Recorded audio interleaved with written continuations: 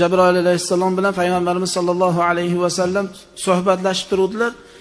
Abu Zaril G'iforiy radhiyallohu anhu kelyaptilar. Payg'ambarimiz sollallohu alayhi va sallamga aytdilar Jabroil alayhissalom. Abu Zarmi bu kishi kelayotgan dedilar. Payg'ambarimiz sollallohu alayhi va sallam ha Abu Zar dedilar. Siz qanday bilasiz bu kishini Abu Zarligini? Ya Rasululloh, bu Abu Zarning maqomi, martabasi, hurmati butun farishtalarning ichida hamma bu kishini hurmat qiladi. Hamma e'zozlaydi. Farishtalar hurmat qiladi. Payg'ambarimiz sollallohu alayhi vasallam so'radilar, "Nimani evaziga? Abu Zarda nima amali Xudoga ma'qul?" Payg'ambarimiz sollallohu alayhi vasallamga aytdilarki, "Bu kishi sura Qul huvallohu ahadni ko'p o'qiydi" dedilar. Kuniga 100 ta o'qimasa turmas ekan. Bitta Qur'ondagi 3-4 oyat 47 ta harflik oyati karimani bitta o'qisa 10 pora savob beriladigan bo'lsa, 3 ta o'qisa 30 pora Qur'onni savob beriladi.